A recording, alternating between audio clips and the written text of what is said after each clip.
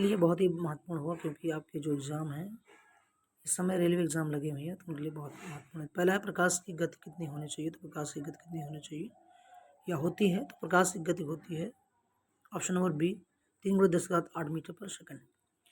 ध्वनि किस माध्यम से तेज चलती है, तो ध्वनि किस माध्यम में सबसे तेज चलती है दोस्तों, तो ये है ठोस। ठोस में सबसे तेज ध्वनि चलती है। ऊर्जा का सही मात्रक क्या होता है, तो ऊर्जा का सही मात्रक होता है जूल होता है। उसके बाद देखते हैं कार्य कार्य कार्य का कार्य बराबर क्या होता है, तो दोस्तों कार्य बराबर होता है, कार्य क्या होता है, यदि हम किसी वस्तु पे कोई बल लगाएं और वस्तु बल की दिशा में विस्थापित हो जाए, यानी W बराबर F/S, यानी क्या होगा ये, तो ये आपका हो जाएगा बल गुणे विस्थापन। ठीक है। फिर शक्ति का मात्रक क्या है, शक्ति का मात्रक क्या है, न्यूटन, जूल, वाट, पास्कल। तो इसमें आपका शक्ति का मात्रक क्या होता है, तो ये होता है वाट होता है। ठीक है। Option number C is right answer. उसके बाद बल का SI मात्रक क्या होता है, तो बल का SI मात्रक देखते हैं दोस्तों, तो बल का SI मात्रक होता है आपका न्यूटन होता है। क्या होता है, Newton. Option number C is right answer. बल का SI मात्रक क्या होता है, न्यूटन होता है। ठीक। फिर देखते हैं उसके बाद आगे बढ़ते हैं। अगला है ताप। ताप का SI मात्रक क्या होता है, तो ताप का SI मात्रक होता है केल्विन होता है। ताप का SI मात्रक क्या होता है, केल्विन होता है। आवृत्त का मात्रक क्या होता है, तो आवृत्त का मात्रक होता है हमारा ऑप्शन नंबर बी हर्ट्ज होता है। द्रव्यमान और भार में क्या अंतर है, तो आप देखिएगा द्रव्यमान और भार में क्या अंतर है दोस्तों, तो द्रव्यमान और भार दोनों अलग अलग चीज़ें हैं। द्रव्यमान यानी किसी वस्तु का द्रव्यमान वो हर जगह एक समान रहता है, और भार जो है वो बदलता रहता है, क्योंकि उसमें गुरुत्व बल काम करता है। तो भार गुरुत्व पर निर्भर करता है, भार किस पर करता है, गुरुत्व पर निर्भर करता है। उसके बाद आता है न्यूटन का तीसरा नियम क्या है, तो न्यूटन का तीसरा नियम क्या है, न्यूटन के 3 नियम बताए गए हैं। पहला नियम है, पहला, दूसरा और तीसरा। तो पहला नियम जो है वो आपका जड़त्व का नियम है। दूसरा नियम जो है वो सूत्र का नियम है, यानी बल के सूत्र का नियम है। तीसरा बल की प्रकृति बताता है। तो इसे कहते हैं क्रिया प्रतिक्रिया का नियम, यानी प्रत्येक क्रिया के बाद विपरीत प्रक्रिया होती है। तो ये आपका है न्यूटन का तीसरा नियम। अगला आता है वायुदाब किससे मापा जाता है, तो दोस्तों वायुदाब किससे मापा जाता है, तो वायुदाब आपका जो है वायुदाब यानी ये आपका माना जाएगा बैरोमीटर से। बैरोमीटर लगा होता है, ये वायु की दिशा को बताता है। तापमान नापने का यंत्र क्या है, तो तापमान नापने का यंत्र क्या होता है, थर्मोमीटर होता है। Option number B is right answer. उसके बाद अगला है विद्युत धारा की इकाई क्या है, तो विद्युत धारा की इकाई आपका है एम्पियर होती है। क्या होती है, एम्पियर होती है। वोल्टेज की इकाई क्या है, तो वोल्टेज की इकाई आपकी है जो है, वोल्टेज की इकाई दोस्तों है ये आपका वोल्ट है। वोल्टेज की इकाई क्या है, वोल्ट है। Option number 20 right answer. प्रतिरोध का मात्रक क्या होता है, प्रतिरोध का मात्रक क्या होता है, तो प्रतिरोध का मात्रक आपका होता है ओम होता है। क्या होता है, ओम होता है। चुंबकीय बल रेखाएं किस दिशा में होती हैं, तो चुंबकीय बल रेखाएं उत्तर दक्षिण दिशा में आपकी ठहरती हैं। चुंबकीय बल रेखाएं किधर, तो उत्तर दक्षिण दिशा में आपकी ठहरती हैं चुंबकीय बल रेखाएं। ठीक है। इसके बाद आता है प्रश्न हमारा, समतल दर्पण में प्रतिबिंब कैसे बनता है, तो समतल दर्पण में दोस्तों प्रतिबिंब जो बनता है वो आपका समतल में प्रतिबिंब कैसा बनता है, तो ये बनता है आभासी और सीधा बनता है। ठीक है ना। अवतल दर्पण सूर्य की किरणें कहाँ केंद्रित करता है, तो अवतल दर्पण में फोकस पर होता है। लेंस कितने प्रकार का होता है दोस्तों, तो मुख्य रूप से लेंस जो है वो आपका 2 प्रकार का होता है। एक होता है उत्तल लेंस, एक होता है अवतल लेंस। उत्तल व अवतल लेंस होता है। फिर है प्रकाश का अपवर्तन क्यों होता है, तो प्रकाश का अपवर्तन होने का कारण क्या है दोस्तों, तो प्रकाश का अपवर्तन होने का कारण है जड़त्व का नियम, प्रकाश का अपवर्तन होने का कारण है गति बदलने से, यानी गति जब बदलती रहती है तो ये अपवर्तन होता रहता है।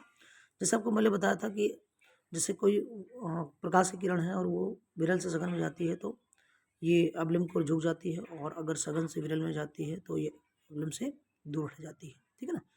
तो न्यूटन का पहला नियम क्या है, तो यह है आपका जड़त्व का नियम, सभी को पता है। गति का मात्रक क्या होता है, तो गति का मात्रक होता है मीटर पर सेकंड होता है। त्वरण का मात्रक क्या है दोस्तों, तो त्वरण का मात्रक है, त्वरण होता है मीटर प्रति सेकंड, यानी त्वरण क्या होता है, वेग परिवर्तन की दर को त्वरण कहते हैं। त्वरण का मात्रक क्या होता है, त्वरण का मात्रक आपका जो है ये होता है मीटर पर सेकंड स्क्वायर। पावर फैक्टर का अधिकतम मान कितना होता है, तो पावर फैक्टर का अधिकतम मान कितना होता है दोस्तों, तो 1 होता है। ऊर्जा संरक्षण का सिद्धांत किसने दिया था, ऊर्जा संरक्षण का सिद्धांत दिया था अब जूल ने दिया था। ठीक है ना। तो option number B right answer. अगला प्रश्न है, सूर्य से ऊर्जा किस रूप में आती है, तो दोस्तों ये पता होगा सूर्य से ऊर्जा जो होती है ये विकिरण के रूप में आती है। ऑप्शन नंबर सौर विकिरण के रूप में आती है। Option number D is right answer. ठीक है। तो ये किससे आती है, सौर विकिरण के रूप में आती है। तो option number D is right answer. अगला है प्रकाश वर्ष मापता है समय, दूरी, ऊर्जा और वेग। तो प्रकाश वर्ष मापता है दोस्तों ये आपका हो जाएगा आपका बी, यानी दूरी मापता है। और दूरी का सबसे बड़ा मात्रक क्या होता है दोस्तों, तो ये होता है पारसेक होता है। क्या होता है, पारसेक होता है। वायु में ध्वनि की गति कितनी होती है, तो वायु में ध्वनि की गति जो मानी जाती है दोस्तों, वायु में ध्वनि की गति दिया है 100 मीटर पर सेकंड, उसके बाद दिया है 300 मीटर पर सेकंड, 332 मीटर पर सेकंड और 500 मीटर पर सेकंड। तो दोस्तों होता है 332 मीटर पर सेकंड होती है। बल्ब में कौन सी गैस भरी जाती है, तो बल्ब में कौन सी गैस भरी जाती है, ऑक्सीजन, हाइड्रोजन, नाइट्रोजन या आर्गन या कार्बन डाइऑक्साइड। तो इसमें भरी जाती है नाइट्रोजन या आर्गन होती है। गुरुत्व त्वरण का मान कितना होता है, तो गुरुत्व त्वरण का मान होता है दोस्तों 9.8 मीटर पर सेकंड स्क्वायर। ठीक है। उसके बाद है द्रव में तैरने वाले पिंड पर फोकस पर कौन सा बल लगता है, तो द्रव में तैरने वाले पिंड पर कौन सा बल लगता है दोस्तों, तो द्रव में ये इसमें लगता है आपका एक बल है उत्थान बल, या इसको उत्प्लावन बल कहते हैं। उत्थान बल या उत्प्लावन बल कहा जाता है। धातुओं में धारा किससे चलती है, तो धातुओं में धारा जो है वो इलेक्ट्रॉनिक से चलती है। सौर सेल किस ऊर्जा को बदलता है, तो सौर सेल जो होता है दोस्तों, देखना सौर सेल क्या करेगा, ये किसको बदलता है, तो सौर से विद्युत ऊर्जा में बदलता है। बिजली खोज किसने किया था, तो बिजली खोज किया था बेंजामिन फ्रैंकलिन ने किया था। दर्पण के पीछे बनने वाला प्रतिबिंब कैसा होता है, तो दर्पण के पीछे बनने वाला प्रतिबिंब जो होता है आभासी होता है। ठीक है। लेंस में बनने वाला वास्तविक प्रतिबिंब कौन सा है, तो लेंस में बनने वाला वास्तविक प्रतिबिंब पर्दे पर नहीं बनता, पर्दे पर बनता है, दिखाई नहीं देता है, हमेशा सीधा बनता है। तो दोस्तों ये पर्दे पर बनता है। ठीक है ना। मानव आंख में कौन सा लेंस होता है, तो मानव आंख में हमारा कौन सा होता है दोस्तों, उत्तल लेंस होता है। ऊर्जा संरक्षण का नियम, ऊर्जा संरक्षण ऊर्जा उत्पन्न या नष्ट नहीं की जा सकती, यानी ऊर्जा को न तो बनाया जा सकता है ना नष्ट किया जा सकता है। ठीक है ना, बल्कि एक रूप से दूसरे रूप में परिवर्तित किया जा सकता है। अगला है 1 वाट। 1 वाट कितना होता है, तो दोस्तों 1 वाट होता है 1 जूल पर सेकंड होता है। तापीय ऊर्जा किससे उत्पन्न होती है, तो क्या परमाणु से, कणों की गति से, गुरुत्व से और रासायनिक क्रिया से, तो कणों की गति से उत्पन्न होती है। रॉकेट सिद्धांत किस पे काम करता है, तो रॉकेट सिद्धांत जो है ये न्यूटन के तीसरे नियम पर काम करता है, क्रिया प्रतिक्रिया के नियम पर। पृथ्वी का उपग्रह कौन सा है, तो पृथ्वी का मंगल ग्रह, शुक्र, चंद्रमा, सूर्य और सूर्य, तो इसमें कौन सा है आपका चंद्रमा है। अगला है सबसे हल्की गैस।